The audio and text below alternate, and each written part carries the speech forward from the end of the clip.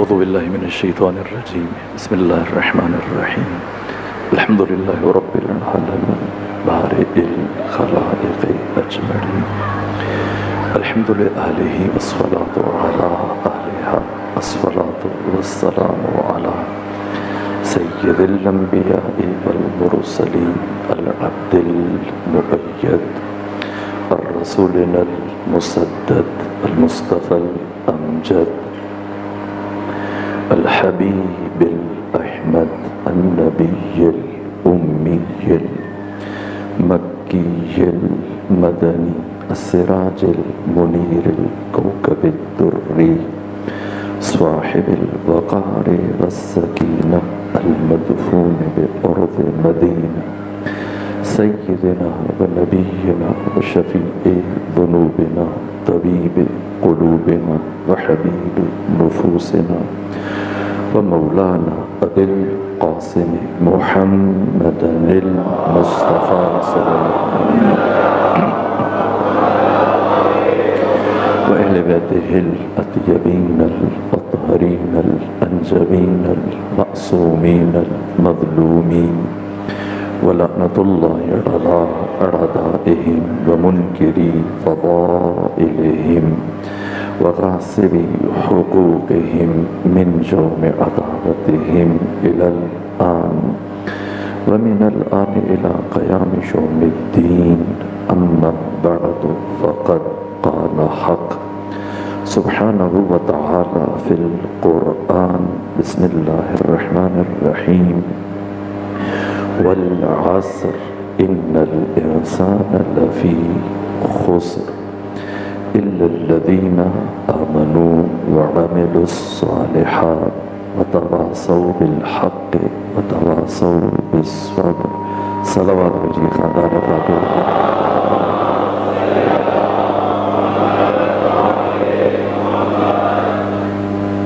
عصر عاشور سے عصر ظہور تک کمال انسانی کا سفر، اس موضوع کو بیان کرنے کے لیے میں نے قرآن حکیم کی ایک مختصر سورہ کا انتخاب کیا، سورہ مبارکہ عصر، جو ترتیب نزول کے اعتبار سے تو قرآن کا 13واں سورہ ہے، لیکن مصحف کی ترتیب کے اعتبار سے قرآن مجید کا ہے 130واں سورہ، 4 آیتوں پر مشتمل ہے۔ اس کا آغاز اللہ نے قسم سے فرمایا۔ روزمرہ زندگی میں ہم لوگ بھی قسم کا استعمال کرتے ہیں، قسم اٹھاتے ہیں۔ ہمارے قسم اٹھانے میں، خدا کی قسم اٹھانے میں زمین و آسمان کا فاصلہ ہے۔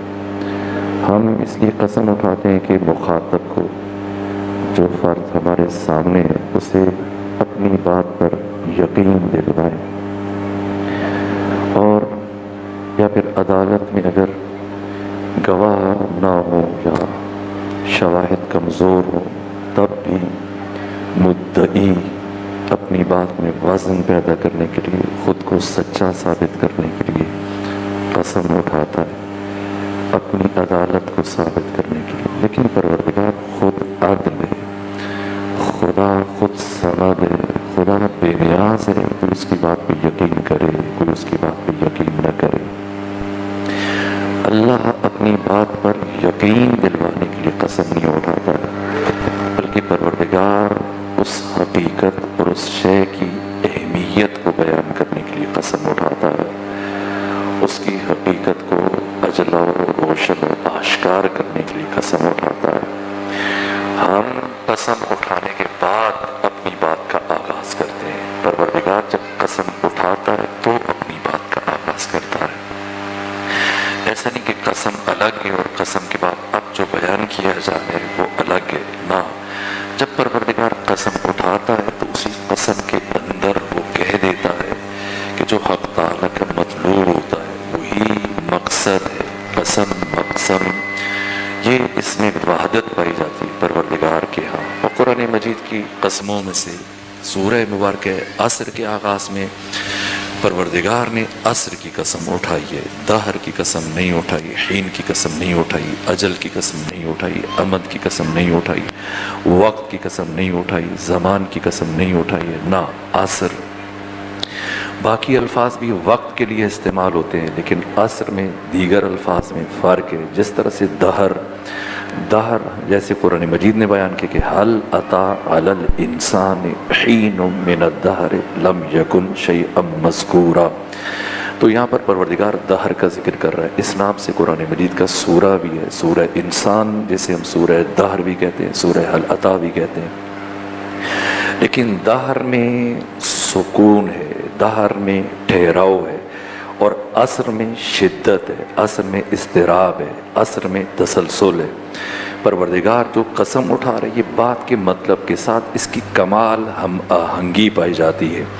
عصر کے جو 20 مصادیق ہیں، عصر کا ایک معنی جو بیان کیا گیا ہے وہ شدید بارش کا معنی کیا گیا ہے۔ عصر کا ایک مطلب ابر باراں استعمال کیا گیا ہے، ابر باراں کے معنی میں بھی، بارش کے برسنے میں بھی، اسی طرح سے بادل کے لیے بھی لفظ عصر کا لفظ استعمال کیا گیا عربی زبان میں بھی، پھر روایات میں بھی استعمال کیا گیا۔ اسی طرح سے پناہ گاہ کو عربی زبان میں عصر کہتے ہیں، اسی طرح سے داد رس کو عربی زبان میں عصر کہتے ہیں، اسی طرح سے جوہر کو عربی زبان میں عصر کہتے ہیں، ظہر اور مغرب کے درمیانی وقت کو عصر کہتے ہیں۔ اسی طرح سے جو روایات میں بیان کیا گیا، معصومین علیہ السلام کی روایات سے جو مطالب ہم تک پہنچے ہیں، اس میں خود بعثت ختمی مرتبت کو بھی عصر سے تعبیر کیا گیا ہے، اور نماز عصر وہ نماز عصر کے جس میں مولے متقیان نے اپنی انگشتری حالت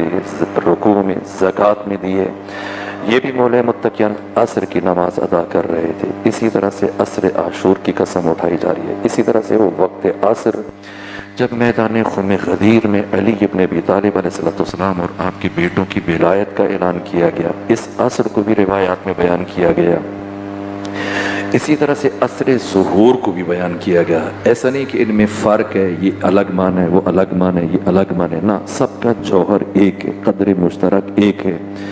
کیوں غدیر کو عصر کہا گیا، کیوں عصر عاشور کو عصر کہا گیا، کیوں وقت عصر کو عصر کہتے ہیں؟ حتیٰ جب انسان اپنی زندگی کے 40 سال گزار لیتا ہے تو اب جو وقت داخل ہوتا ہے باقی ماندہ زندگی، وفات سے پہلے تک کے وقت کو معصومین نے عصر سے تعبیر کیا ہے۔ یہ وقت انسان کی پچھلی تمام زندگی کا جوہر ہے، اسارہ ہے۔ یہ تمام تر جتنی بھی قسمیں اٹھائی گئی ہیں ان میں ایک قدر مشترک موجود ہے۔ جس طرح سے مثلا آپ دیکھیے الفاظ جو عربی زبان میں استعمال ہوتے ہیں، ایک ہوتا ہے معنی مستعمل فی جس میں اس لفظ کو استعمال کیا جا رہا ہے، نا، ایک ہوتا ہے معنی موضوع لہ جس لفظ کے لیے، جس معنی کے لیے اس لفظ کو وضع کیا گیا۔ بس اوقات جب سفر کرتے ہیں، لفظ سفر کرتے ہیں تو پھر ان کے معانی پر اثر انداز ہوتے ہیں، پھر وہ دوسری تہذیبوں میں منتقل ہوتے ہیں، دوسری اقوام ان لفظوں کا استعمال کرتی ہے۔ اسی طرح سے الفاظ جب مسلسل منتقل کرتے ہیں تو ان کے معانی تغیر و تبدل کا بھی شکار ہوتے ہیں۔ یہاں پر دیکھا جاتا ہے خود قرآن فہمی کے لیے جو امام راغب اصفہانی نے خوبصورت کام کیا، وہ مفردات قرآن کا وہ وضعی معنی بیان کیا کہ لغت عرب میں، لسان عرب میں یہ لفظ پہلی مرتبہ کس معنی کے لیے بنایا گیا تھا۔ جیسے مثلا میں اگر بات پہنچانا چاہوں بچوں کے لیے، جوانوں کے لیے، لفظ جن، لفظ جن، لفظ جنین، لفظ جنون، لفظ جنت، لفظ جنہ، لفظ مجنون، یہ سارے کے سارے ایک خاندان کے لفظ ہیں، ان کا جو روٹ ورڈ ایک ہے، سب باقی جتنے بھی اس کے مشتقات ہیں سب میں یہ لفظ پایا جاتا ہے۔ ہر ایک میں جو اصلی اس کا معنی ہے لغت میں، جس کے لیے اس کو وضع کیا گیا، جس معنی کے اس لفظ کو بنایا گیا ہے، جعل کیا گیا ہے، قرار دیا گیا ہے، وہ استتار ہے، وہ پوشیدگی ہے، پنہان رکھنا، چھپایا جانا۔ جن کو جن کیوں کہتے ہیں؟ اس لیے کہ انسان کو نظر نہیں آتا ہے، دکھائی نہیں دیتا ہے۔ جنت کو جنت کیوں کہتے ہیں جنت کو؟ اس لیے کہ ہم میں سے ابھی تک کسی نے جنت نہیں دیکھی۔ جو جنت دیکھے گا پھر وہ زندہ نہیں رہے گا، جنت مرنے کے بعد دیکھی جائے گی۔ تو جن کو جن اس لیے کہتے ہیں کہ وہ دکھائی نہیں دیتا، جنت کو جنت اس لیے کہتے ہیں کہ ابھی تک کسی نے ہم میں سے جنت کو نہیں دیکھا، مرنے کے بعد جا کے جنت کو دیکھیں گے۔ جنہ جس کا مطلب ہے ڈھال، جنہ کو جنہ کیوں کہتے ہیں؟ اس لیے کہ میدان جنگ میں ایک سپاہی اپنے آپ کو اس ڈھال کے پیچھے چھپا لیتا ہے، اس کا چہرہ دکھائی نہیں دیتا، سامنے والا ہے اس سمجھ نہیں سکتا کہ کہاں ضرب چلا ہے۔ اسی طرح سے جنین، جو بچہ ابھی دنیا میں نہیں آتا ہے، شکم مادر میں اس بچے کو جنین کہا جاتا ہے۔ کیوں؟ اس لیے کہ نگاہوں سے اوجھل ہے، ابھی ہم نے اسے نہیں دیکھا، ولادت کے بعد اسے دیکھا جائے گا۔ اسی طرح سے جنت، جنون، جنون اس لیے کہ اس کی جو شخص کی، انسان کی جو عقل ہے یہ پردہ خفا میں چلی جاتی ہے۔ اسی طرح سے جنت کا ایک معنی باغ ہے، اس کو ہم کیوں کہتے ہیں؟ اس لیے کہ اس کی جو زمین ہے، اگر آپ کوئی اوپر سے دیکھنا چاہے، جیسے آپ جہاز سے سفر کر رہے ہیں تو اس کی زمین آپ کو نظر نہیں آئے گی، بلکہ درخت اسے ڈھانپ لیتے ہیں۔ تو آپ دیکھیں کہ یہ جتنے بھی اس کے مشتقات ہیں، جنت ہے، جنین ہے، جنون ہے، جنہ ہے، مجنون ہے، جن ہے، ان تمام میں وہ جو اصل روح ہے، جس معنی کے لیے اس لفظ کو پہلی مرتبہ وضع کیا گیا تھا، وہ سب کے اندر آپ کو دکھائی دے گا۔ اسی طرح سے عصر کا مطلب ہے اسارہ، اسارہ کا مطلب ہے نچوڑ، جوہر۔ جب کسی چیز کا رس کشید کر لیا جائے تو اسے عصر کہتے ہیں، اسارہ کہتے ہیں، جوہر کہتے ہیں۔ جب 1,24,000 ختمی مرتبت کی ساری نبوتوں اور رسالتوں کا جب خلاصہ کیا گیا اسارہ، تو یہ ذات ختمی مرتبت اور بیست ختمی مرتبت کی شکل میں ظاہر ہوا۔ اس لیے بیست ختمی مرتبت کو بھی عصر کہا گیا ہے۔ غدیر یہ تمام انبیاء کی بیستوں کا نچوڑ ہے، اس لیے غدیر کو بھی عصر کہا گیا ہے۔ اسی طرح سے عصر عاشور، یہ کوشش کروں گا اپنی آج کی گفتگو کے آخر میں بیان کروں کہ خود یہ دن بظاہر تو ایک دن ہے، اگر مؤرخ کہے گا تو یہی کہے گا کہ سال کے بقیہ مہینوں میں سے کسی ایک مہینے کا ایک دن، لیکن یہ ایسا دن ہے جو ازل سے لے کے ابد تک تمام زمانوں پر محیط ہے۔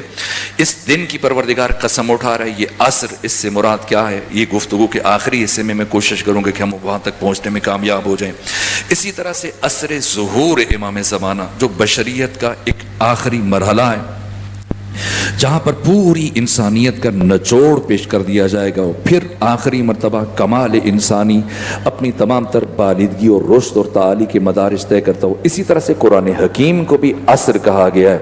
قرآن مجید اسارہ ہے۔ جتنی بھی آسمانی کتابیں، جتنی بھی آسمانی صحیفے ہیں، صحف ابراہیم ہے، صحف موسیٰ ہے، تورات ہے، انجیل ہے، زبور ہے، ان سب کا جو اسارہ ہے، نچوڑ ہے، یہ خود قرآن مجید ہے۔ قرآن مجید محض ایک کتاب نہیں ہے کہ جس طرح سے مسلمانوں کے ہاں اس کو ثواب کے لیے وقف کر دیا گیا، نہ، اللہ نے قرآن مجید کو محض ثواب کے لیے نہیں اتارا ہے۔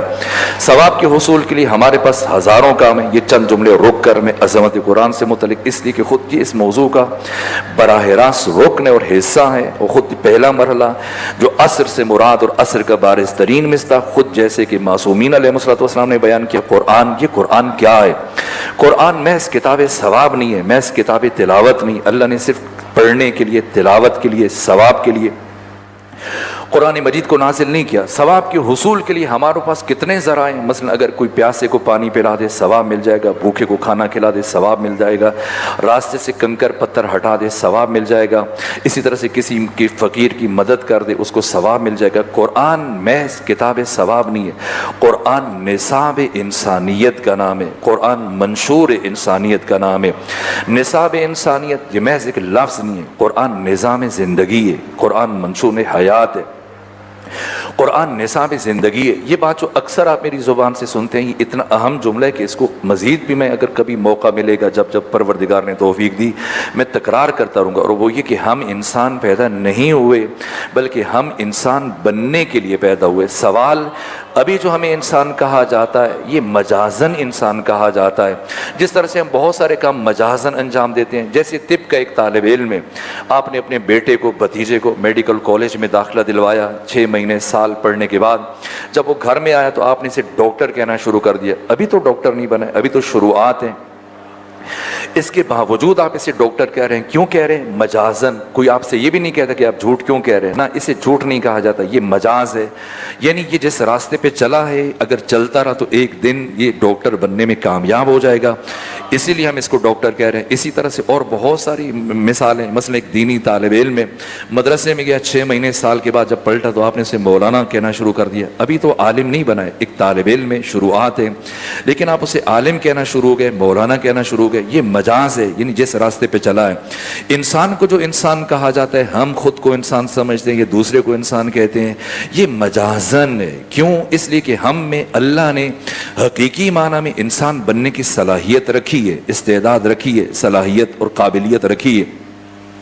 جتنے بھی موجودات ہیں انسان کے علاوہ، وہ جمادات میں سے دیکھ لیجئے، نباتات میں سے دیکھ لیجئے، حتیٰ حیوانات میں سے دیکھ لیجئے، شیر پہلے دن سے شیر ہے اور آخری دن بھی وہ شیر ہے اور ہمیشہ شیر رہے گا۔ اس نے یہاں سے کمال رشد کا مرحلہ نہیں طے کرنا۔ اگر ایک گائے ہے، پہلے دن جب دنیا میں آئی تو تبھی یہ گائے تھی، اور بعد میں آخری جب یہ مرے گی، کھایا جائے گا، تب بھی یہ گائے۔ جتنے بھی جانور ہیں، بکری ہے اور تمام تر جتنے بھی جانور ہیں، یہ پہلے مرحلے میں وہی حقیقت ہے، آخری مرحلے میں بھی ان کی وہی حقیقت ہے۔ تمام جمادات، تمام نباتات، تمام حیوانات، لیکن انسان ان تمام موجودات عالم کی نسبت یہ فرق رکھتا ہے کہ اللہ نے اس میں انسان بننے کی صلاحیت رکھی ہے، استعداد رکھی ہے، لیاقت رکھی ہے، قابلیت رکھی ہے۔ یعنی اگر یہ چاہے تو انسان بن سکتا ہے۔ ابھی انسان نہیں ہے، ابھی یہ مجازن انسان ہے، حقیقتاً انسان نہیں ہے، اور اب اس نے مجاز سے حقیقت کی طرف سفر طے کرنا ہے۔ اور خدا نہ کرے کہ انسان مجاز سے حقیقت کی طرف سفر شروع نہ کرے۔ یہ حیوان پیدا ہوا، حیوان زندگی گزارے گا، حیوان مرے گا، اور جب قیامت کے دن اسے اٹھایا جائے گا تو حیوانی شکل میں اٹھایا جائے گا۔ یہ خسارہ کا مطلب ہے، یہ خسران کا مطلب ہے، یہ قرآن سے تعلق کا مطلب ہے۔ یہ امام شیش و امام چہارم نے، امام علی زین العابدین نے، جب حضرت ابو سمامہ جناب ابو حمزہ سیمالی نے عرض کیا کہ فرزند رسول، اس دفعہ جب میں حج کے لیے گیا تو معمول سے زیادہ رش تھا، کھچا کھچ خانہ کعبہ لوگوں سے بھرا ہوا تھا۔ اب حاجی ہیں، مسلمان ہیں، حج کر رہے ہیں، اس کے باوجود دیکھیں، سنیں امام چہارم نے کیا فرمایا۔ جیسے ہی کہا کہ ابو حمزہ سیمالی نے کہ فرزند رسول، بہت ہجوم تھا ہر مقام پر، حج کے موقع پر طواف کے دوران اصل سرے سے میں حجر اسود تک پہنچنے میں کامیاب نہیں ہو پا رہا تھا، اتنی بھیڑ تھی، اتنے حاجی تھے۔ اس دفعہ ماشاءاللہ حضرت نے فرمایا کہ نہ، حاجی تو بہت کم تھے۔ عرض کیا فرزند رسول، میں خود دیکھ کے آیا ہوں۔ فرمایا اب دیکھو، اب جب دو انگلیوں کے درمیان دیکھا ہے ابو حمزہ سیمالی نے، تو خانہ کعبہ کے گرد کچھ خچر ہیں، کچھ جانور ہیں، کچھ درندے ہیں، کچھ واشی ہیں جو چکر لگا رہے ہیں، بہت کم انسان ہیں۔ یہ حقیقت جو انسان، اس لیے کہا گیا، یہ جو حدیث قدسی ہے کہ اتقوا فراست المؤمن فانہ ینظر بنور اللہ، مومن کی فراست سے بچو کہ مومن نور خدا سے دیکھتا ہے۔ جب مومن نور خدا سے دیکھتا ہے تو ظاہری کھال پھر رکاوٹ نہیں بنتی، اور اس کھال کے اندر جھانک کر دیکھتا ہے کہ اس کے اندر انسانیت پائی جاتی ہے، یہ اس کے اندر درندگی ہے، اس کے اندر حیوانیت ہے۔ یہ جس طرح سے ہم کسی کی حماقت کی جب مثال دینا چاہیں تو پھر گائے کی مثال دیتے ہیں کہ فلاں تو گائے ہے۔ اب مجھے نہیں معلوم آپ یہ منظر کبھی اس طرح سے آپ نے دیکھا ہوگا، یہ چونکہ میں ایک دیہاتی ہوں، خود میرے پاس جانور بھی ہیں، اور اسی طرح سے جب کسی گائے کا ایک بچہ مر جاتا ہے تو وہ گائے وہ دودھ دینا چھوڑ دیتی ہے اپنے بچے کی موت کے صدمے میں، اس کی جدائی کے غم میں۔ اب وہ دودھ ہوتے ہوئے، بے شک اس کے ابھی 3-4 دن ہی ہوئے ہیں، بچہ پیدا ہوا، مر گیا، تو اب وہ دودھ روک لیتی ہے، خود بھی بیمار پڑ جاتی ہے، تو اب اس کے لیے بھی ضروری ہے اور خود مالک بھی چاہتا ہے کہ اسے دودھ ملے۔ تب وہ کیا کرتا ہے، بچہ تو مر گیا ہے، بچے کے سوگ میں گائے دودھ نہیں اتار رہی ہے، تو وہ اس مرے ہوئے بچھڑے کو، بچے کو اس طرح سے اس کا پیٹ چاک کرتا ہے، اور پیٹ چاک کرنے کے بعد اس میں سے باقی تمام چیزوں کو نکالتا ہے، اس میں بھوسا بھرتا ہے اور پھر اس کو سی دیتا ہے۔ سلائی کرنے کے بعد کچھ فاصلے کے اوپر وہی جو اس کا جلد ہے، جو کھال ہے جس کے اندر اس نے بھوسا بھرا ہے، تھوڑا فاصلے پہ اس کو کھڑا کرتا ہے، اور گائے خوش ہو جاتی ہے کہ میرا بچہ واپس آ گیا، وہ دودھ اتار دیتی ہے۔ یہ گائے کو جو دھوکا ہوا، کیوں دھوکا ہوا ہے؟ اس لیے کہ گائے ظاہر بین ہے، لیکن مومن ظاہر بین نہیں ہوتا ہے۔ اتقوا فراست المومن فانہ ینظر بنور اللہ، مومن کی فراست سے بچو کہ مومن نور خدا سے دیکھتا ہے۔ مومن کی نگاہ بہت دور رس ہوتی ہے، مومن بہت دقیق ہوتا ہے۔ امیر المومن فرماتے کہ لم لبست ولم لبس علی، علی نے زندگی میں کبھی کسی کو دھوکا نہیں دیا، اور کائنات میں کسی فرد میں یہ صلاحیت نہیں کہ وہ علی کو دھوکا دے سکے۔ یہ امیر المومنین ہے، اور خود مومن قیس ہوتا ہے، آگاہ ہوتا ہے، بابصیرت ہوتا ہے، باشعور ہوتا ہے۔ وہ تمام رکاوٹوں کو، تمام پردوں کو، تمام تر مراحل کو اس طرح سے گزر کر دوسرے کی حقیقت کو سمجھ لیتا ہے، اظہار کرے نہ کرے لیکن اس کی حقیقت کو جان لیتا ہے کہ اس کے اندر انسانیت ہے۔ یہ ایک حیوان ہے جو انسانی کھال میں، انسانی لباس میں اس طرح سے میرے سامنے چل رہا ہے۔ یہ تو ہم جو پیدا ہوئے، دنیا میں آئے، ہم انسان پیدا نہیں ہوئے، ہم میں باقی موجودات میں پروردگار نے یہ فرق رکھا ہے کہ اگر وہ چاہے انسان بننا تو وہ انسان نہیں بن سکتے، لیکن یہ موجود جو انسانی شکل میں پیدا ہوا اس کے اندر اللہ نے انسان بننے کی صلاحیت رکھی ہے، استعداد رکھی ہے، قابلیت رکھی ہے، یہ چاہے تو انسان بن سکتے۔ سوال یہ انسان مجازی کیا کرے کہ انسان حقیقی بنے؟ تو انسان حقیقی بننے کے لیے جو اساسی ترین چیز ہے وہ علوم اور معارف ہیں۔ علم اور معرفت کے بغیر ممکن نہیں کہ کوئی انسان حقیقی معنی میں انسان بن سکے۔ انسان دو چیزوں کا مجموعہ ہے، ایک جسم ہے، ایک روح ہے۔ جسم وردی ہے، جسم لباس ہے، جسم پوشاک ہے، جسم مکان ہے۔ انسان کی اصل، اس کی حقیقت روح ہے۔ جس طرح سے جسم کی زندگی ہے اسی طرح سے روح کی زندگی ہے۔ جسم کو باقی رہنے کے لیے خوراک چاہیے، وہی جو ہم روزمرہ کھاتے ہیں، صبح ناشتہ کرتے ہیں، دن میں کھانا کھاتے ہیں، شام میں کھانا کھاتے ہیں۔ اسی طرح روح کو بھی زندہ رہنے کے لیے خوراک چاہیے، اور روح کی زندگی کا نام، روح کی خوراک کا نام علم ہے۔ اسی لیے قرآن مجید نے فرمایا، جب تمام انبیاء کی دعائیں، لیکن امام الانبیاء سید الرسول ختمی مرتبت کی دعا کو جو پروردگار نے نقل کیا امت کو سمجھانے کے لیے، فقر رب زدنی علما۔ عام طور پہ جو اس آیت کا ترجمہ کیا جاتا ہے، یہ جو عام طور پر کورس کی کتابوں میں، مسجدوں میں ہم لگاتے ہیں، یا مقامات پر لکھ کر اسکولوں میں، بچوں کی کتابوں میں، اسلامیات میں، اردو میں، فقر رب زدنی علما، کیا معنی لکھتے ہیں؟ اے خدا میرے علم میں اضافہ فرما۔ درحال یہ معنی نہیں ہے، قطعی طور پر اس آیت کا یہ معنی نہیں۔ یہ ایک المیہ ہے کہ ہمارے یہاں اکثر جو فرامین ہیں، احادیث ہیں، ارشادات ہیں، آیات قرآن ہیں، ان کا ترجمہ غلط کیا جاتا ہے۔ ان میں سے یہ آیت فقر رب زدنی علما، پروردگار میرے علم میں اضافہ فرما، نہ۔ اب خود میں ایک ایک لفظ کو الگ بیان کرتا ہوں، آپ انہیں جوڑیں، خود معنی کریں، پھر دیکھیں کہ کیا معنی بنتا ہے۔ فقل تو کہیے، رب اصل میں تھا ربی، کثرت استعمال کی وجہ سے عربی زبان میں قاعدہ ہے کہ یا کو ہٹا دیا جاتا ہے۔ رب یعنی ربی میرے رب، ربی زد فعل امر، تو زیادہ کر، نون بیچ میں اس کو جوڑنے کے لیے نون وقایا، یا متکلم، متکلم کا معنی ہوتا ہے میں، زد نی، یہ اب نون کے بغیر آپ یہ کو نہیں ڈال سکتے تھے، ملا سکتے تھے، اس لیے نون وقایا کو، اس لفظ کو آپس میں دو لفظوں کو جوڑنے کے لیے بنایا گیا۔ تو زدنی مجھے زیادہ کر، تو اب معنی خود کیجئے گا، زدنی مجھے زیادہ کر۔ پھر کیا کہا گیا؟ علما، علم۔ تو اے میرے رسول کہہ دیجئے کہ تو مجھے زیادہ کر، معنی میں اور اس معنی میں زمین آسمان کا فرق ہے۔ میرے علم میں اضافہ فرما، یہ ایک الگ معنی بیان کر رہے، اور مجھے زیادہ کر، مجھے اضافہ فرما، علم میں، یہ ایک الگ معنی کو بیان کر رہا ہے۔ کیوں؟ اس لیے کہ انسان کی حقیقت روح ہے، روح کی زندگی کا نام علم ہے۔ اگر انسان دنیا میں آیا اور اس نے علم حاصل، علم سے مراد یہ جزئی واقعات اور اس طرح کی چیزیں نہیں، علم حقائق کی کائنات، اسرار ہستی، یہ علم اگر انسان نے اپنی روح میں منتقل نہ کیا ہے تو اس کی روح اس طرح سے، دیکھیں جس طرح سے سوال اب ہم کرتے ہیں، وہ سوال جیسے انسان کے جسم کو بھوک لگتی ہے تو کیسے پتہ چلے کہ اسے خوراک چاہیے تو اسے بھوک لگتی ہے، تو روح کو بھی انسان کو جب غذا کی طلب محسوس ہوتی ہے تو پھر انسان روح کی بھوک کا نام ہے سوال۔ اللہ نے اس کے اندر سوال رکھا ہے، اور جیسے ہی انسان کے اندر سوال پیدا ہو تو پھر سوال کا جواب تلاش کرنا چاہیے۔ اور اگر کوئی بیمار ہو جاتا ہے ایسے بھوک نہیں لگتی ہے، اگر جسم بیمار ہو جائے ایسے کو بھوک نہیں لگتی۔ پھر یہ ڈاکٹر کے پاس جاتے ہیں کہ ڈاکٹر صاحب مجھے بھوک نہیں لگتی ہے، مثلا پورا دن بھوکا رہنے کے باوجود بھی مجھے غذا کی طلب نہیں ہوتی، یہ بیماری ہے۔ اور اگر کسی کے اندر سوالات پیدا نہیں ہوتے، اس کے اندر علم کی خواہش پیدا نہیں ہوتی، اس کی روح بیمار ہے، اور اگر اس نے روح کا علاج نہ کیا تو رفتہ رفتہ اس کی روح مردہ ہو جائے گی۔ اب یہ زمین کے سینے کے اوپر ایک چلتی پھرتی لاش ہے، اس لیے بچوں میں جو سوال کی خود پروردگار نے صلاحیت رکھی ہے کہ بار بار پر سیکھنے کے لیے قدم قدم پر سوال کرتا ہے۔ خواتین میں اللہ نے جو بولنے کی زیادہ صلاحیت رکھی ہے، مثلا مرد میں خاتون میں بہت سارے فرق ہیں، ان میں سے ایک فرق یہ ہے کہ مرد کم بولتا ہے، خاتون زیادہ بولتی ہے۔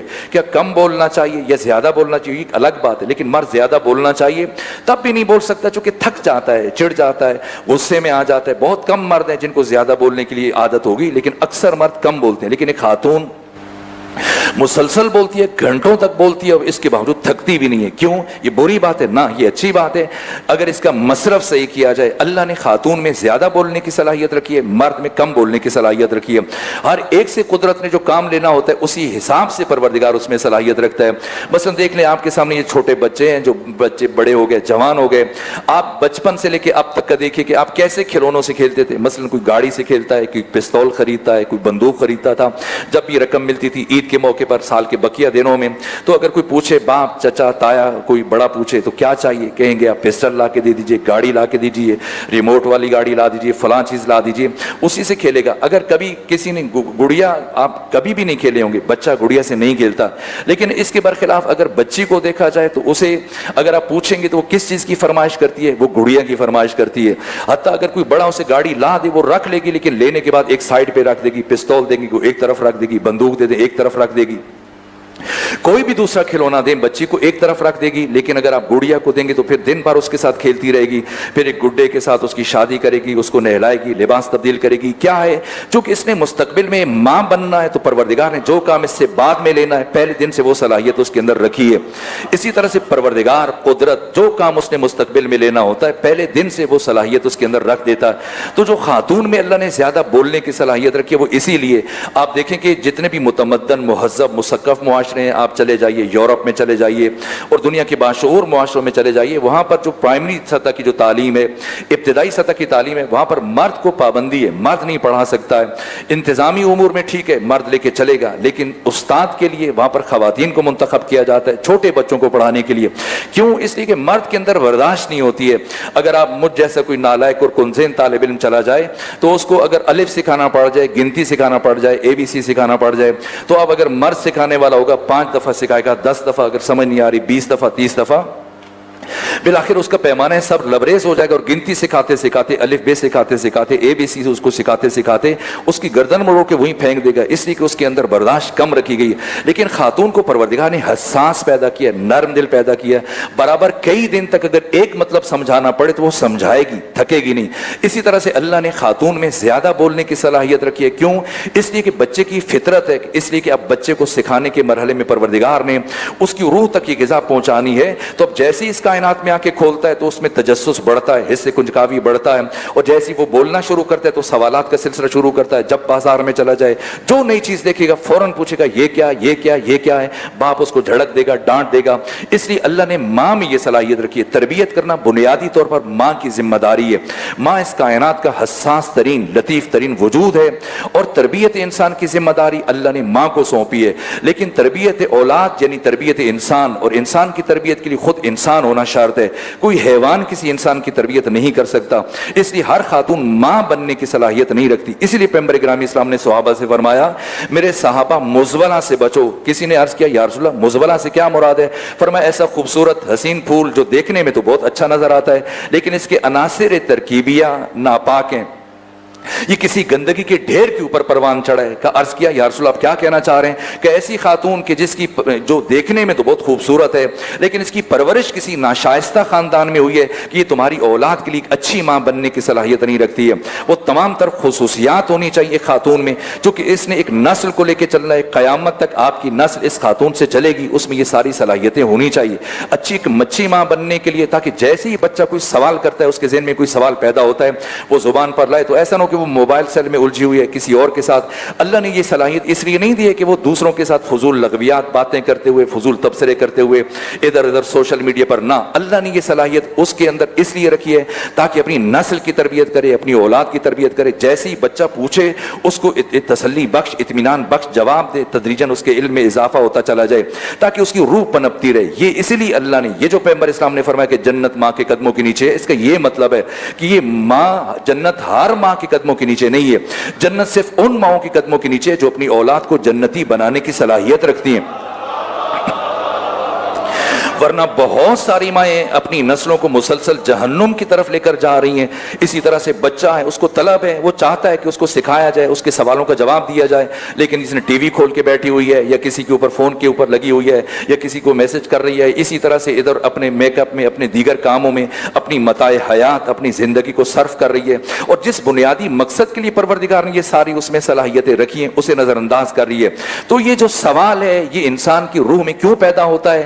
تاکہ اس کی کی جو روح کی زندگی ہے, جو اس کی روح کی حیات ہے, علم, تاکہ اب انسان کو محسوس ہو کہ اب اسے خوراک چاہیے. تو انسان کی اس بھوک کا نام سوال ہے, اور سوال کا بہترین وقت کیا ہے؟ جس طرح سے شیخ الرئیس بو علی سینا سے کسی نے پوچھا کہ بتائیں کھانا کھانے کا بہترین وقت کون سا ہے, تو انہوں نے جواب دیا کہ غریب کو جب مل جائے اور امیر کو جب بھوک لگے. تو سوال کا بھی جو بہترین وقت ہوتا ہے, سوال کے جواب کا بہترین وقت, اگر آپ سے کب سوال پوچھا جائے اور آپ اس وقت جواب نہ دیں, بعد میں دیں, تو اب اس کی وہ جو طلب ہے, جو جستجو ہے, جس طرح سے اب کھانے کا وقت گزر جائے تو انسان کی طلب ختم ہو جاتی ہے. جیسے ہی بچہ پوچھے فوراً, یا کوئی بڑا بھی پوچھے, اب اس کی حصے کنجکاوی اس طرح سے شکوفہ ہے کہ اب وہ طلب ہے اس کے اندر, اس کی روح طلب کر رہی ہے, تو اس کے سوال کا جواب ملنا چاہیے. سو انسان کی زندگی علم سے, اسی لیے اللہ نے یہ ساری انسان کے اندر یہ مراحل اور یہ اس کی تخلیق کے اندر یہ حسین جہتیں, یہ پہلو, یہ ڈائمنشنز, یہ جہات رکھی ہیں تاکہ یہ حقیقی معنی میں انسان بن سکے. تو آئیں پچھلی ساری بات کو جوڑتے ہوئے خلاصہ کر کے آگے بڑھیں کہ ہم انسان پیدا نہیں ہوئے, ہم انسان بننے کے لیے پیدا ہوئے. ابھی جو ہمیں انسان کہا جاتا ہے یہ مجازن انسان کہا جاتا ہے. سوال یہ انسان مجازی کیا کرے کہ انسان حقیقی بن جائے؟ تو انسان حقیقی بننے کے لیے علوم اور معارف کی ضرورت ہے. یہ دوسری بات. اور تیسری بات, اس کائنات میں علوم اور معارف کا سب سے بڑا منبع, سب سے بڑا گنجینہ, سب سے بڑا ماخذ, سب سے بڑا مصدر, سب سے بڑا مجموعہ قرآن مجید ہے. تو اب نتیجہ کیا ہے کہ قرآن مجید نصاب انسانیت کا نام ہے. جتنا کوئی قرآن کے سامنے زانو ہے ادب طے کرے گا, زانو ہے تتلمس طے کرے گا, اور قرآن کے معارف کو اپنے وجود میں اتارنا شروع کر دے گا, اتنا یہ مجاز سے حقیقت کی طرف سفر شروع کر دے گا, اتنا یہ انسان بننا شروع ہو جائے گا. قرآن انسان سازی کا نصاب ہے. اگر کسی نے قرآن کے سامنے زانو ہے ادب طے نہ کیے, قرآن کو اپنا استاد نہ مانا, قرآن کو اپنا معلم اور مرشد قرار نہ دیا, قرآن کی شاگردی اختیار نہ کی, حیوان پیدا ہوا, حیوان زندگی گزارے گا, حیوان مر جائے گا, قیامت کے دن حیوان بن کے اٹھے گا. صلوات بھیجیے خاندان فاطمہ.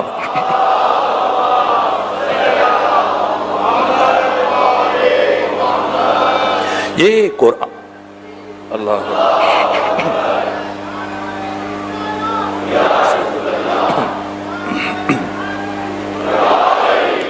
یہ قرآن مجید کی اہمیت ہے, یہ قرآن مجید کی عظمت ہے. قرآن نصاب انسانی ہے.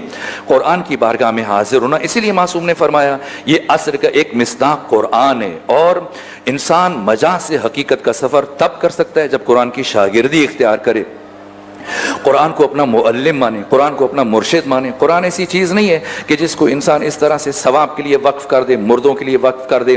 جیسے کوئی انسان اب دنیا سے جانے لگا ہے, بھائی ابھی اس کی روح اٹکی ہوئی ہے, جلدی سے سورہ یاسین کھولیں اور پڑھیں, اور اب جب جیسی اب موت ہو چکی ہے, ایسا گھر میں پڑھا ہے, ذرا بیس کے سرانے سورہ یاسین پڑھیں.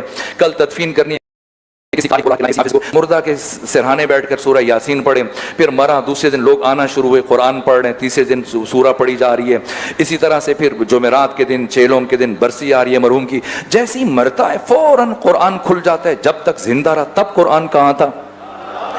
اور یہ سورہ یاسین جسے مردوں کے لیے ہماری سوسائٹی میں وقف کر دیا گیا ہے, اگر اسی یاسین کو, اسی سورہ یاسین کو انسان پڑھے تو پروردگار کیا فرماتا ہے؟ لِيُنذِرَ مَنْ كَانَ حَيًّا. یہ قرآن ہدایت ہے ان کے لیے جو زندہ ہیں. وہ کتاب جو ولادت کے موقع پہ کھلنی چاہیے تھی, وہ کتاب انتقال کے موقع پہ کھل رہی ہے. یہی مجھے حیرت ہوتی ہے, یہ لاہور کیا خوبصورت سرزمین ہے جسے پاکستان کا دل کہا جاتا ہے, اور اسے دل ہونا چاہیے اس لیے کہ پاکستان کے دل میں وہ شخصیت ہے جس نے پاکستان کا خواب دیکھا ہے. مرحوم اقبال کیا شخصیت ہے, قرآن مجید کے وہ طالب علم. یہ میں بچوں اور جوانوں سے بات عرض کرنا چاہتا ہوں. اقبال مرحوم چھوٹے تھے, بچے تھے, تو یہ بڑی باقاعدگی سے قرآن مجید کی تلاوت کیا کرتے تھے. یہاں تک کہ ایک دن جو نماز فجر کے بعد یہ تلاوت کر رہے تھے, ان کے والد ان کے پاس آئے, کہا اقبال مجھے آپ سے کچھ کہنا ہے, جب تلاوت مکمل کر لیں تو میرے پاس آئیے گا, پھر میں آپ کو بات کہوں گا. اقبال نے تلاوت مکمل کی. مرحوم اقبال نے قرآن رکھا, باپ کے پاس گئے کہ کیا کہنا چاہتے ہیں؟ کہا نہ ابھی مناسب وقت نہیں, بعد میں بتاؤں گا, ابھی آپ کے امتحانات قریب ہیں, آپ تیاری کریں, اور جب امتحانات ہو جائیں گے پھر آپ کو میں بتاؤں گا. یہاں تک کہ جب امتحانات وغیرہ دے دیے مرحوم اقبال نے, تو اب باپ کے پاس گئے کہ بتائیں آپ کچھ کہنا چاہ رہے تھے. کہا میں کچھ کہنا چاہتا ہوں, بہت ضروری بات ہے, لیکن ابھی چونکہ آپ اتنے دن پڑھتے رہے, امتحانات کی تیاری کرتے رہے, تھکے ہوئے ہیں, تو کچھ دن آپ استراحت کر لیں, آرام کر لیں. یہ بھی تربیت کا ایک طریقہ ہے. فوری انسان اگر باپ بیٹے سے بات کہہ دیتا ہے تو وہ اس طرح سے مؤثر نہیں ہوتی ہے, وہ اس کو بھول جاتا ہے. قرآن مجید نے بھی اسلوب اختیار کیا ہے. مثلا آپ دیکھیں قرآن مجید کی 29 سورتوں کے شروع میں جو حروف مقطعات ہیں, الف لام میم, اسی طرح سے کاف یا ہا عین صاد, یہ جو حروف مقطعات ہیں یہ 29 سورتوں کے شروع میں, اور ان کے الگ الگ فلسفے ہیں. ایک فلسفہ شہید باقر اسد نے یہ بیان کیا اور کہ عرب دنیا میں ایک طریقہ کار جو قرآن سے پہلے نہیں تھا اور پہلی مرتبہ قرآن حکیم نے یہ اسلوب اختیار کیا. دیکھیں کہ اہم ترین بات فوری طور پر کسی کوئی کھڑا ہے اور آپ جیسی وہ ملے تو آپ اسے کہنا شروع کر دیں تو اس بات کا ابتدائی حصہ ضائع چلا جائے گا, یا جیسی وہ متوجہ ہوگا تو اب بات کا ایک حصہ گزر چکا ہوگا. اس لیے پروردگار نے یہ اسلوب اختیار کیا کہ اب بہت بڑی بات کہنی ہے, بہت اہم بات کہنی ہے تو اسے کہنے سے پہلے پروردگار نے یہ انداز اختیار کیا, ان حروف کا استعمال کیا, الف لام میم کاف یا ہا عین صاد. ایک مرتبہ بشر کے کان کھڑے ہو گئی, کیا کہا جانے لگا ہے, تو فوراً سے پروردگار اس کے بعد کہتے ہیں ذالک الکتاب لا ریب فیہ ھدی للمتقین. یہ اسلوب ہے. اگر کوئی ماں یا کوئی باپ اپنے بیٹے کو سمجھانا چاہتا ہے, سکھانا چاہتا ہے, اہم بات ہے, ضروری نصیحت ہے, تب بھی دفعتاً نہ کہہ دے کہ وہ اس کو اہمیت نہیں دے گا, پہلے خود اس چیز کی اہمیت کو اجاگر کرے. یہ انداز, یہ طریقہ کار مرحوم اقبال کے والد نے اختیار کیا, یہاں تک کہ پہلے کہا, پھر دوبارہ جب امتحانات ہو گئے کہا بتائیے آپ کچھ کہنا چاہ رہے تھے, تو کہا کہ ابھی آپ تھکے ہوئے ہیں, کچھ دن استراحت کریں پھر کہوں گا. یہاں تک کہ کچھ دن گزرے اور اب ان کو تجسس بڑھ رہا ہے کہ پتہ نہیں کیا بات ہے جو میرا باپ مجھ سے کہنا چاہتا ہے. یہاں تک کہ جو کچھ دن گزرنے کے بعد پھر جب گئے تو باپ نے کہا کہ دیکھیں آپ کو میں ہر روز دیکھتا ہوں, فجر کے بعد اتنے سالوں سے آپ قرآن مجید کی تلاوت کرتے ہیں, تو میرے دل میں یہ خیال ہے کہ میں آپ کا حق بنتا ہے کہ میں آپ کو یہ بات کہوں, آپ کو یہ نصیحت کروں. کیا نصیحت؟ کہ اقبال آج سے اس کے بعد سے جب بھی تلاوت کریں تو اس طرح سے تلاوت کرنا کہ گویا ابھی ابھی قرآن آپ کے اوپر نازل ہو رہا ہے. اگر قرآن پیغمبر اسلام پر نازل ہوا تو پیغمبر اسلام کے سینے پر قرآن کے نزول کا آپ کو کیا فائدہ ہے؟ آپ کو تب فائدہ پہنچے گا جب آپ کے اپنے دل کے اوپر قرآن مجید کا نزول ہونا شروع ہو جائے. تو اس طرح سے قرآن مجید کی تلاوت کرو تاکہ آپ وہ اس طرح سے کہ گویا خدا آپ سے مخاطب ہے اور آپ کے دل پر قرآن کی آیات کا نزول ہو رہا ہے. اقبال کہتے ہیں اتنی بڑی بات تھی, اتنی وزنی بات تھی کہ میں نے اسی دن سے قرآن مجید میں تدبر کرنا شروع کیا, قرآن کو پڑھنا شروع کیا, مطالعہ کرنا شروع کیا, غور و فکر کرنا شروع کیا. اگر آپ مجھ سے پوچھیں کہ سرزمین پاکستان میں قرآن حکیم کا, بر صغیر پاک و ہند میں اردو زبان میں بنگلہ دیش ہے, ہندوستان ہے, پاکستان ہے, اس ساری سرزمین میں اہل تسنن, اہل تشیع میں سے قرآن مجید کا سب سے بڑا مفسر کون ہے؟ تو قرآن مجید کا سب سے بڑا مفسر اس اردو زبان میں قرآن مجید کا سب سے بڑا ترجمان مرحوم اقبال ہے. ظاہراً شاعر ہیں, ظاہراً فیلسوف ہیں, لیکن حقیقتاً اقبال قرآن کے ترجمان ہیں. جس طرح سے اقبال نے قرآن مجید کی ترجمانی کی ہے, میں یہاں ایک یونیورسٹی میں گیا ایک موقع پر, یوم حسین کے موقع پر, اس کے بعد پھر کسی نے سوال کیا کہ کیوں قرآن مجید کے حوالے سے حسین اور قرآن کے عنوان سے نشست تھی, تو ایک طالب علم نے سوال کیا کہ قرآن مجید کی کوئی بہترین تفسیر کا نام بتائیے. میں نے کہا کلیات اقبال. وہ ہنسنے لگ گیا, کہا کہ میں نے تو آپ سے تفسیر پوچھی ہے, قرآن مجید کی تفسیر, اور آپ شاعری کی کتاب بتا رہے ہیں. میں نے کہا یہ شاعری کتاب نہیں ہے, یہ قرآن مجید کی تفسیر ہے. اقبال نے قرآن مجید کی ترجمانی کی ہے, اقبال نے خود کلام امیر المومنین کی ترجمانی کی ہے. وقت نہیں ہے ورنہ میں وہ قرآن مجید کی آیات کی روح جس طرح سے اقبال نے اپنے اشعار میں منتقل کی ہے, جبر و قدر کے بارے میں, جبر و اختیار کے بارے میں, توحید سے متعلق, واقعاً یہ جو اقبال نے کہا ہے یہ اقبال کی تواضع ہے کہ یہ ہے اس کی طبیعت میں تشیع بھی ذرا سا, یہ جو خود کو کہا کہ تھوڑا سا میری طبیعت میں تشیع ہے, نہ واقعاً اقبال کی روح میں تشیع اس طرح سے موجزن ہے کہ جو ابتدائی عرصے میں چند ایک اشعار اقبال نے کہے ان میں اور جو آخری سالوں میں اقبال نے اشعار کہے بہت زیادہ فرق ہے. روح تشیع کو اگر کوئی سمجھنا چاہتا ہے تو مرحوم اقبال نے جس طرح سے کربلا کی ترجمانی کی ہے, جس طرح سے مولا متقیان کی شخصیت کو, ہاں کچھ اشعار ہیں ابتدائی نوعیت کے, آپ خود دیکھیں گے سن و سال کے اعتبار سے وہ الگ ہیں, لیکن جو آخری عرصے میں اور جو اشعار قرآن سے متعلق کہے, کئی سو اشعار ہیں مرحوم اقبال کے جو قرآن مجید کے تعارف میں, قرآن مجید کی ترجمانی سے متعلق تو بہت زیادہ ہیں. خود قرآن کے تعارف میں ایک فارسی کلام ہے جو بہت زیادہ اشعار ہے, میں ان میں سے چند ایک عرض کرتا ہوں. ان بچوں اور جوانوں کے لیے بات اہم ہے تاکہ عصر کا جو ابتدائی معنی میں آپ کی خدمت میں آج عرض کر رہا ہوں, عصر اسارہ یعنی قرآن جو تمام تر آسمانی کتب کا نچوڑ ہے, اسارہ یہ قرآن کیا ہے؟ کہا کہ نقش قرآن, مرحوم اقبال نے قرآن کا تعارف کیا, نقش قرآن چون درین عالم نشست. اگر اس سوسائٹی میں, اس سماج میں, اس معاشرے میں قرآن مجید کا نظام آ گیا اور لوگوں کے دل میں قرآن مجید اترنا شروع ہو گیا اور اس سماج میں قرآن مجید کی تعلیمات عام ہونا شروع ہو گئی, تو کیا ہوگا؟ نقش قرآن چون درین عالم نشست, نقش یہ پاپ و کاہندہ شکست. پھر سوشلزم کے لیے, کیمونزم کے لیے, مارکسزم کے لیے, کیپیٹلزم کے لیے, امپیریلزم کے لیے, دنیا کے کسی نظام کے لیے کوئی جگہ نہیں بچے گی اگر اس کی قرآنی سماج بن گیا. اگر اس سماج میں حقیقتاً یہ جو ادھر ادھر کی باتوں کے پیچھے انسانوں کو جوہلا کے پیچھے دوڑایا جا رہا ہے, پامسٹوں کے پیچھے, نجومیوں کے پیچھے, مولویوں کے پیچھے, نہ, اگر قرآن آ گیا کسی سوسائٹی میں, نقش قرآن چون درین عالم نشست, نقشہ یہ پاپوکاہن را شکست، پھر کسی نظام کے لیے کوئی جگہ نہیں بچی ہے. فاش گویم انچ در دل مزمرست، کہا کہ وہ بات جو آج تک میں نے دل میں چھپا کے رکھی ہے وہ آج اسے تشت ازبام کرنے لگا ہوں، آج اسے ظاہر کرنے لگا ہوں، آشکار کرنے لگا ہوں. فاش گویم انچ در دل مزمرست ان کتابی نیز چیزیں دیگر است، کہا کہ جو بات آج تک میں نے دل میں چھپا رکھی تھی آج پہلی مرتبہ اسے آشکار کرنے لگا ہوں. یہ قرآن یہ کتاب نہیں ہے، اسے کتاب نہ سمجھنا. یہ کیا ہے؟ ان کتابی نیز چیزیں دیگر است، یہ کچھ اور ہے. اقبال کیا ہے؟ یہاں تک کہ خود امریکہ کا یہ برطانیہ کا وزیر نوآبادیات جب مصر گیا اور مصر میں جب جامعۃ الازہر گیا جو اہل تسنن کی سب سے بڑی دینی درسگاہ ہے، وہاں پہنچ کر وہاں کے بڑے بڑے علماء سے افاضل سے کہا کہ میں قرآن مجید کا اگر کوئی انگلش میں ترجمہ ہے تو میں دیکھنا چاہتا ہوں. یہاں تک کہ برطانیہ کے وزیر نوآبادیات کو جب قرآن مجید کا انگریزی زبان میں ترجمہ پیش کیا گیا، جیسی دکھایا تو قرآن کائنات میں اتفاق نامی چیز وجود نہیں رکھتی. یہ جو ہم کہتے ہیں کہ اتفاقاً ایسے ہو گیا، نہ. مرحوم ارسطو کہتے ہیں کہ نظام کائنات نظام علل و اسباب ہے، یہ رابطوں کا جہان ہے اور نظام علل و اسباب ہے. ہر کام کے پیچھے گہری حکمت ہے، علت ہے، وجہ ہے، سبب ہے.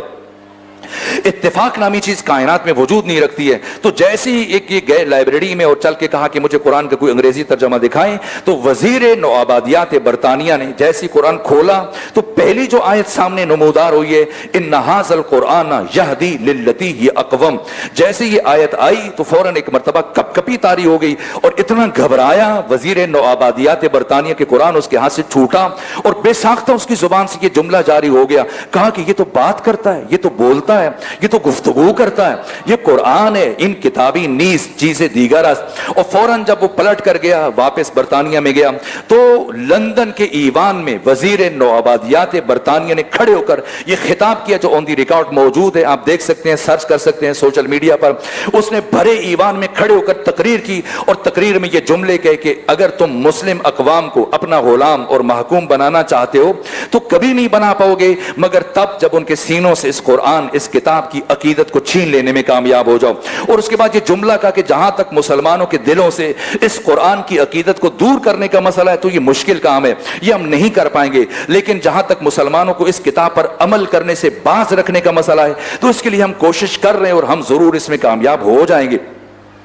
اسلام دشمن قوتوں کی جو سب سے بڑی سازش رہی ہے 1400 سالوں میں صدر اسلام سے لے کے آج تک کہ امت مسلمہ کو قرآن اور روح قرآن سے دور رکھا جائے، تلاوت میں لگا دیا جائے، اسی طرح سے ثواب میں لگا دیا جائے، قرآن کو خوبصورت لکھ کر قرآن خوبصورت. آپ سعودی عرب چلے جائیں، وہاں کا جو بادشاہ ہے ہر سال جو حج کے لیے جاتے ہیں خوبصورت انداز میں قرآن چھپوا کر تقسیم کیے جاتے ہیں، بڑے بڑے قاری مصر سے بلا کر تلاوتیں کی جاتی ہیں اور بڑے اچھے انداز میں قرآن پڑھا جاتا ہے، گولڈ میڈل دیے جاتے ہیں، انعامات تقسیم کیے جاتے ہیں اور سارے بڑے بڑے پروگرام اس طرح سے منعقد کیے جاتے ہیں. قرآن کی تلاوت کے جلسے تراویحوں میں، حفظ میں، شبینوں میں قرآن مجید پڑھا جاتا ہے. لیکن جہاں سے قرآن مجید کی ہدایت کا سفر شروع ہوتا ہے وہاں سب سے بڑی رکاوٹ یہی دشمن بن جاتا ہے. قرآن مجید محض تلاوت کے لیے نہیں آیا، یہ پیغمبر فرما رہے ہیں رب قاری القرآن یقرأ القرآن والقرآن یلعنہ. بعض قاری قرآن کی تلاوت کرتے ہیں، قرآن پلٹ کر ان کے اوپر لعنت کرتا ہے کہ افلا یتدبرون القرآن، اس قرآن میں تدبر کیوں نہیں کرتے ہو، غور کیوں نہیں کرتے ہو. ام علی قلوب اقفال ہوا، کیا تمہارے دلوں کے اوپر تالے لگے ہوئے ہیں. اگر کوئی شخص ہر روز تلاوت کرے، یہ اہل تسنن اہل تشیع کے بڑے بڑے مفسرین علماء نے اس چیز کو بیان کیا ہے اور فقہ یہ مسئلہ ہے کہ اگر کوئی شخص تلاوت کرتا ہے باقاعدگی سے تلاوت کرتا ہے لیکن قرآن کا ترجمہ نہیں پڑھتا ہے، قرآن کی تفسیر نہیں پڑھتا ہے، قرآن میں تدبر نہیں کرتا ہے، تعقل و تفکر نہیں کرتا، غور و فکر نہیں کرتا ہے، تو اب یہ گنہگار ہے اور خود اس کا تلاوت کرنا یہ قرآن مجید کی توہین کے مترادف ہو جائے گا. ایک صورت میں سے قرآن کا ثواب ملے گا اگر اس کی نیت یہ کہ ابھی تلاوت کر رہا ہوں بعد میں قرآن مجید میں تدبر کروں گا، اس صورت میں اس کو ثواب ملے گا. ورنہ اگر محض کوئی جس نے قرآن مجید کو صرف کتاب ثواب بن کے رکھ لیا ہے، نہ، قرآن مجید نصاب ہدایت ہے، قرآن مجید نصاب زندگی ہے. یہ اقبال فرما رہے ان کتابی نیز چیزیں دیگر است چون بجان در رفت جان دیگر شود. جب یہ قرآن انسان کی جان میں اترتا ہے تو جان بدل جاتی ہے، روح بدل جاتی ہے، یہ پہلے والا انسان نہیں رہتا ہے اور پھر یہ خمینی بن جاتا ہے، یہ خامنائی بن جاتا ہے. جان کے دیگر شد جہان دیگر شود. جب جان بدلتی ہے اس کی روح میں انقلاب برپا ہوتا ہے تو یہ پھر پوری دنیا میں انقلاب برپا کر دیتا ہے. ہم چو حق پنہان و ہم ہم پیداستین جیسے اللہ کا ظاہر ہے اور باطن ہے اسی طرح سے اس قرآن کا ظاہر اور باطن ہے. زندے ہو پائندے ہو گویاستین. یہ قرآن زندہ ہے, یہ قرآن پائندہ ہے, یہ قرآن گویندہ ہے, یہ قرآن باتیں کرتا ہے. امام سجاد علی زین العابدین علیہ السلام فرماتے ہیں اگر اللہ کی مشیت یہ ہو کہ روئے زمین پر کوئی انسان زندہ نہ رہے اور خدا کی یہ مشیت ہو کہ صرف علی زین العابدین زندہ رہے اور قیامت تک ہزاروں سال علی زین العابدین کو اکیلے زندگی گزارنی پڑے, اور اگر زین العابدین کے ہاتھ میں قرآن ہوا تو کبھی ایک لمحے کے لیے بھی علی زین العابدین سید سجاد کو تنہائی کا احساس نہیں ہوگا. کہا جب میری خواہش ہوتی ہے کہ میں اپنے خدا سے باتیں کروں تو میں نماز پڑھتا ہوں, اور جب میرا جی چاہتا ہے کہ خدا مجھ سے گفتگو کرے تو پھر میں قرآن مجید کی تلاوت کرتا ہوں. یہ قرآن ہے جس کے متعلق ختمی مرتبت نے فرمایا اذا التبست علیکم الفتن. میں شرمندہ ہوں وقت سے گزر رہا ہے, بس میں سمیٹنا چاہتا ہوں گفتگو کو.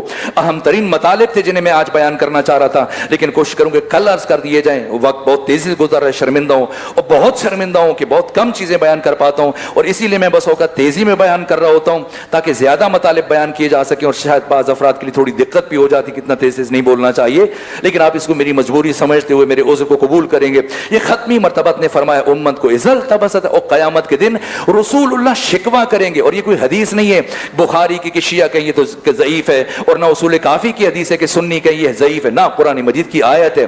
وقال الرسول یا رب ان قومی اتخذوا هذا القرآن مہجورا, کہ قیامت کے دن پیغمبر گرامی اسلام امت کا گریبان پکڑ کر اللہ کی عدالت میں لے کے جائیں گے. وہ جو شافع معاشر ہیں جن سے امید لگائے ہم بیٹھے ہیں, یہ ٹوٹی پھوٹی نمازیں, یہ روزے, یہ حج, یہ ریا سے بھرپور, یہ زکوٰۃ اور یہ سارے اعمال, ان پر ناز کر سکتے ہیں ہم نہ. اگر ہمیں امید ہے تو ہماری امید کا نام شفاعت محمد و آل محمد ہے. تو جن کی امید لے کر میدان معاشر میں جائیں, اگر قیامت کے دن قرآن فرما رہے ہیں کہ پیغمبر گرامی اسلام امت کا گریبان پکڑ کر اللہ کی بارگاہ میں لے کے جائیں گے, کیا کہیں گے؟ وقال الرسول, رسول کہیں گے کہ یا رب, اے میرے پروردگار, ان قومی اتخذوا هذا القرآن مہجورا, میری اس قوم نے, ان مسلمانوں نے قرآن مجید کو مہجور کر دیا. مہجور عربی لغت میں جو امام راغب اصفہانی نے معنی کیا ہے, اونٹ کو, ناکا کو اس طرح سے اس کے پاؤں باندھ کے زمین پر گرا دیا جائے کہ یہ دوبارہ اٹھ نہ سکے. ہم نے قرآن کے ساتھ یہی سلوک روا رکھا ہوا ہے, جہیز میں دینے کے لیے یا اسی طرح سے مردوں کے لیے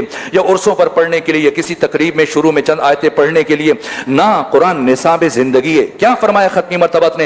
اذا التبست علیکم الفتن, اے مسلمانوں جب تم فتنے کی موجوں میں گھر جاؤ کقطع اللیل المظلم, چاروں طرف سے جب مشکلات حوادث آ جائیں, انفرادی مشکلات, اجتماعی مشکلات, معاشی مشکلات, معاشرتی مشکلات, اقتصادی مشکلات, سیاسی مشکلات, خاندانی مشکلات, روحی مشکلات, نفسیاتی مشکلات, تو کیا کرو؟ نجومیوں کے پاس جاؤ, پامسٹوں کے پاس جاؤ, اپنے ہاتھ میں کشکول اٹھا کے کبھی ایک ملک جاؤ کبھی دوسرے ملک. میں بھیک مانگنے نہیں آیا, میں مانگنے کے لیے نہیں آیا, بس میں تو آپ کے پاس آیا تھا. کس لیے آئے تھے؟ زیارت کرنے کے لیے آئے تھے. تو اذا التبست علیکم الفتن, جب تم فتنے کی موجوں میں گھر جاؤ کقطع اللیل المظلم, جیسے سیاہ تاریک رات ہوتی ہے, تو کس کے پاس جاؤ؟ فعلیکم بالقرآن, تم پر واجب ہے کہ قرآن مجید کے دامن میں پناہ لے لو. اسی قرآن مجید بشریت کا مشکل کشا ہے. سنا ہے یہیں لاہور سے ایک جوان حج کے لیے گیا مکہ. کبھی ایسے ہوتا ہے, اور یہ حقائق سمجھنے کے لیے ضروری ہوتی ہیں, اس لیے میں مثال کا بھی سہارا لے لیتا ہوں. ایک جوان حج کے لیے مکہ گیا, اور مکہ جانے کے بعد جب وہاں پہ پہنچا تو وہاں سے پہنچ کے اپنی ماں کو فون کیا, کال کی, اور ماں نے پوچھا بیٹا ٹھیک ہے, تو گرمی ہے سعودی عرب میں, آپ بیمار تو نہیں پڑ گئے, تھک تو نہیں گئے؟ تو کہا ابھی گرمی کی شدت کی وجہ سے مجھے بخار ہو گیا, بیمار ہو گیا ہوں. اور اس کے بعد جو جملہ کہا, ہم وہی کام کرتے ہیں. کیا کہا کہ اگر آپ کا داتا دربار کا چکر لگ جائے تو وہاں پر جل کے میرے لیے دعا کیجیے گا. یہ کہاں کھڑا ہے؟ کعبے میں کھڑا ہے, اللہ کے گھر میں کھڑا ہے, مسجد الحرام میں کھڑا ہے, اور کیا خواہش کر رہے کہ اگر داتا دربار کا چکر لگ جائے تو وہاں چل کے میرے لیے دعا کرے گا. قرآن ہمارے گھروں میں پڑا ہے, اس کو کس کے ہم نے اس طرح سے غلاف میں لپیٹ دیا ہے, اسے نہیں کھولنا. اور نجومی کے پاس چل کے, کسی پامسٹر کے پاس, کسی پیر کے پاس, کسی مولوی کے پاس چل کے اپنے مسئلوں کا حل پیش کرتے ہیں, پوچھیں گے بتائیں ہم کیا کریں. نا اذا التبست علیکم الفتن کقطع اللیل المظلم فعلیکم بالقرآن فانہ شافع مشفع ماہل مصدق من جعلہ امامہ قادہ الی الجنہ ومن جعلہ خلفہ ساقہ الی النار فی مصابیح الہدی و منار الحکم. یہ قرآن مجید ہے, یہ نصاب زندگی ہے. بس میرے عزیزو, خود قرآن مجید کیا ہے, عظمت قرآن, شرف قرآن. میں شرمندہ ہوں کہ میں بیان نہیں کر سکا. جس طرح سے مرحوم اقبال نے کہا کہ ان کتابی نیز چیز دیگر از, قرآن مجید کا حرف حرف اعجاز ہے. جو سید قطب نے یوگوسلاویہ کی خاتون سے متعلق جو بیان کیا وہ واقعہ میرے ذہن میں تھا، لیکن اب وقت نہیں بچا. یہ سمجھنا ہے یہ قرآن مجید، یہ اس کی عظمت، اس کا شرف، یہ قرآن مجید ہے تاکہ اپنے پڑھنے والوں کو مجد اور بزرگی عطا کرے. یہ قرآن کریم ہے تاکہ اپنے پیروکاروں کو باکرامت بنائے. یہ قرآن عظیم ہے کہ اپنے پیروکاروں کو جو اس کی تلاوت کریں، اس میں تدبر کریں، باعظمت بنائے. یہ قرآن حکیم ہے تاکہ علم و حکمت ہمارے اندر منتقل ہو جائے، ہم مجاز سے حقیقت کا سفر طے کر سکیں. یہ قرآن مجید کی عظمت، یہ قرآن مجید کا شرف، یہ قرآن مجید کا مقام، جس طرح سے معصومین علیہ الصلوۃ والسلام نے بیان کیا. امام حسین نوک نیزہ پر جو قرآن مجید کی تلاوت کر رہے تھے، ایصال ثواب کے لیے قرآن نہیں پڑھ رہے تھے، گمراہ دلوں کی ہدایت کے لیے قرآن مجید پڑھ رہے تھے. بس میرے عزیزوں میں شرمندہ ہوں، آپ نے میری خشک باتوں کو تحمل کیا. قرآن مجید، عظمت قرآن، شرف قرآن کہ لو انزلنا هذا القرآن على جبل لرأيته خاشعا متصدعا من خشیۃ اللہ وننزل من القرآن ما هو شفاء ورحمۃ للمؤمنین. یہ قرآن سراسر شفا ہے، یہ قرآن سراسر رحمت ہے. اور اس طرح سے قرآن مجید لا یمسہ الا المطہرون، یہ قرآن مجید کی عظمتیں، شرف ہے. اور حکم یہ ہے، میں ایسے مرحلے پر پہنچا جو کہ وقت نہیں بچا، تو بس یہیں سے میں اب 2 جملے عرض کر کے آپ کی زحمت کو تمام کر دوں. یہ قرآن مجید کی عظمت ہے کہ اگر آپ قرآن مجید کھول کر بیٹھے ہیں تو کوئی بھی آ جائے آپ نہ کھڑے ہوں، لیکن حسین ابن علی، آپ کا یہ شرف، آپ کا یہ مقام ہے کہ خود آپ کے آنے پر پیغمبر گرامی اسلام نے منبر چھوڑا تھا. اور اب سنیں، آج میرا جی چاہ رہا ہے کہ میں اس ہستی سے متعلق ایک جملہ عرض کروں. کون؟ ثانیہ زہرا، عقیلہ بنی ہاشم، زینب بنت علی، معلمہ قرآن، مفسرہ قرآن، کربلا کی شیر دل خاتون، بطلۃ الحریہ. کیا شرف ہے اس بی بی کا، کیا مقام ہے اس بی بی کا. میں نے معتبر روایات میں پڑھا ہے کہ امام حسین اکثر جب قرآن مجید کی تلاوت میں مصروف ہوا کرتے تھے تو اس بی بی کے آنے پر امام حسین اٹھ کر کھڑے ہو جایا کرتے تھے. گویا جس بی بی کی آمد پر، آنے پر قرآن صامت بھی تعظیماً اٹھ کے کھڑا ہو جائے، قرآن ناطق بھی تعظیماً اٹھ کے کھڑا ہو جائے. یہ زینب بنت علی کون ہے؟ اگر یہ بی بی نہ ہوتی تو آج ہم میں سے کوئی بھی اس مقام پر نہ ہوتا. آج کے دن میں اس 4 محرم کو ثانیہ زہرا کا شکریہ ادا کریں، اس لیے کہ محمد سے لے کر مہدی تک ہر معصوم اس بی بی کا شکریہ ادا کر رہے ہیں. یہاں تک کہ آیت اللہ مرشی نجفی فرماتے ہیں کہ میں نے آقا امام زمانہ کو خواب میں دیکھا اور مجھے امام زمانہ نے فرمایا مرشی جاؤ فلاں گلی میں ایک شاعر رہتا ہے، اسے چل کے میرا سلام پہنچاؤ اور اس سے کہنا کہ رات جو اشعار تم نے لکھے ہیں زمانے کا امام تمہارا شکریہ ادا کر رہا ہے. آیت اللہ مرشی کہتے ہیں کہ میں اسی مقام پر پہنچا جو امام نے مجھے خواب میں تعلیم دیا تھا، اور جب میں پہنچا اس شاعر کو امام زمانہ کا سلام پہنچایا اور اس کے بعد امام کی طرف سے ان اشعار کا شکریہ ادا کیا. اور میں پلٹنے لگا تو مجھے خیال آیا کہ بھلا وہ کیسے اشعار ہیں جن کے لیے زمانے کا امام اس شاعر کا شکریہ ادا کر رہا ہے. تو ایک مرتبہ میں نے اس شاعر سے کہا، اے شاعر اگر مناسب سمجھو تو وہ کلام مجھے بھی دکھا دو، میں بھی دیکھنا چاہتا ہوں. اب وہ شاعر جب کلام اٹھا کر لایا تو اس کا پہلا شعر یہ تھا کہ سر نئی در نئی نوا می ماند اگر زینب نبود،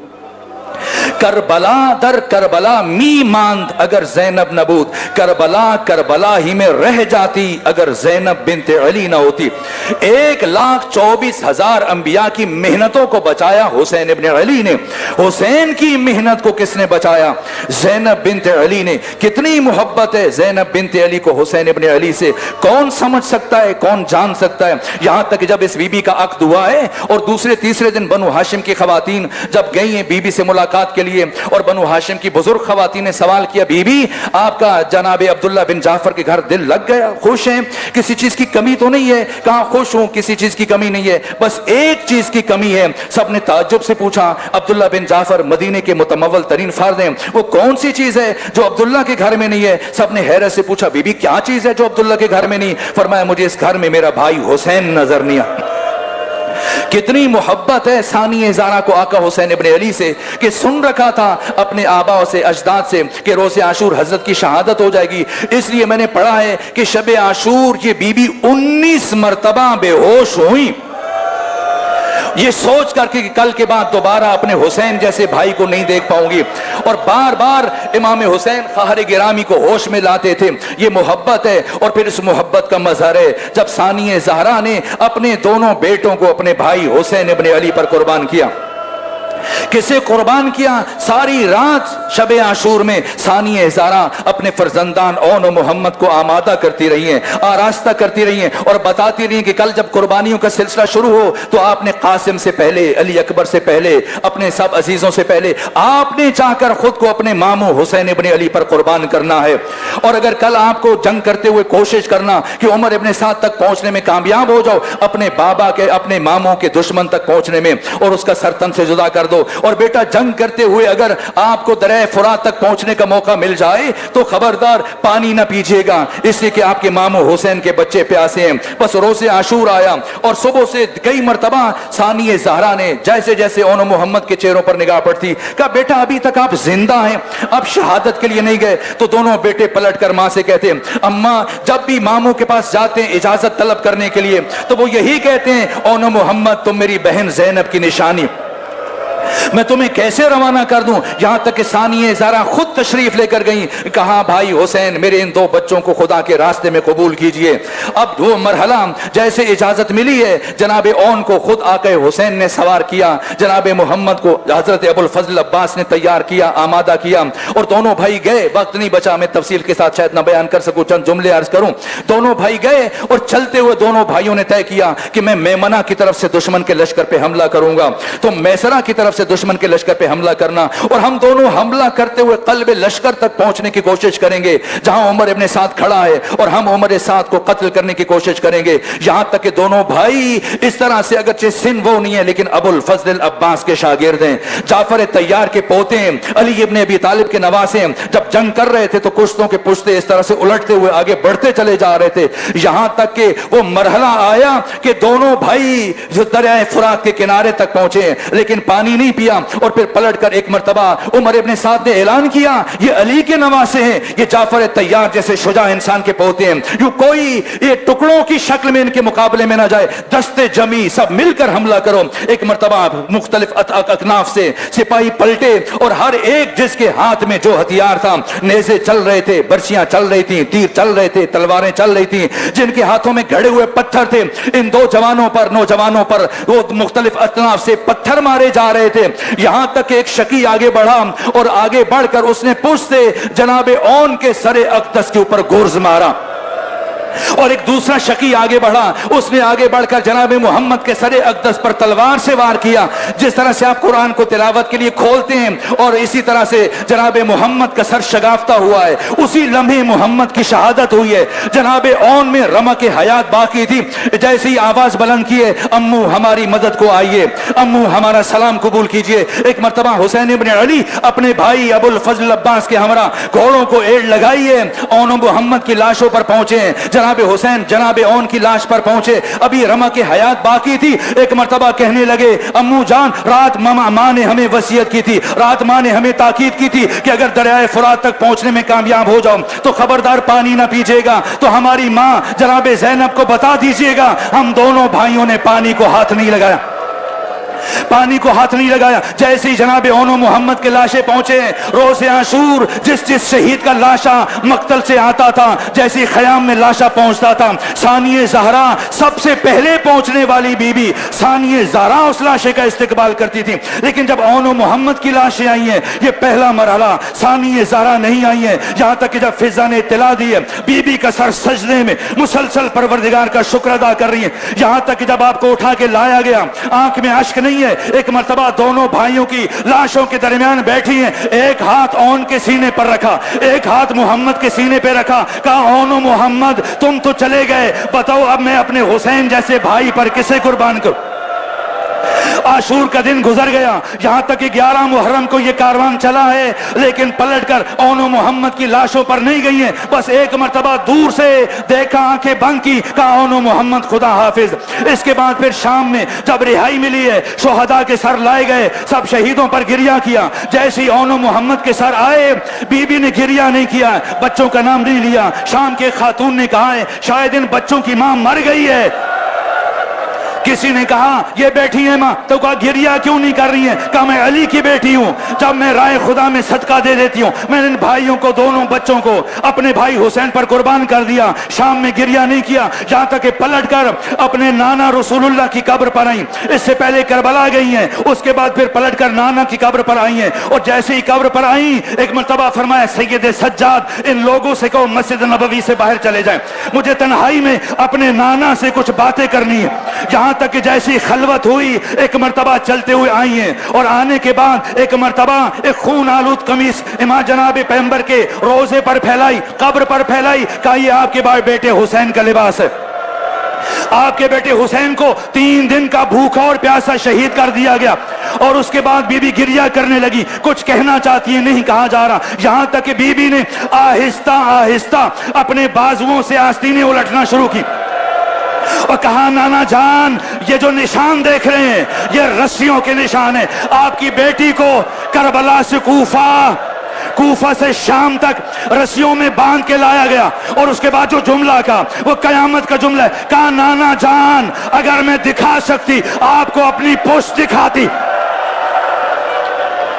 جو تازیانوں سے سیاہ ہو چکی ہے، باقی مصائب بیان کیے، اون محمد کا ذکر نہیں کیا، یہاں تک کہ اٹھی اور اپنی والدہ گرامی ثانی سیدہ زہرا کی قبر پر آئی ہیں، لیکن کیا جملے کہے، پہلے اکیلی بیٹھی رہیں، باقی بیویاں آئیں، جیسی قبر فاطمہ پر خلوت ہوئی ہے ایک مرتبہ چلتی ہوئی آئیں، اور پھر کیا جملہ کہا اے ماں فاطمہ زہرا آپ بھی دربار گئی تھی، میں بھی دربار گئی تھی، لیکن آپ کے دربار جانے میں اور میرے دربار جانے میں بڑا فرق تھا، ماں فاطمہ آپ کے سر پر چادر موجود، اے ماں فاطمہ زہرا مجھے ننگے سر یزید جیسے شرابی کے ساتھ بات کرنا پڑی۔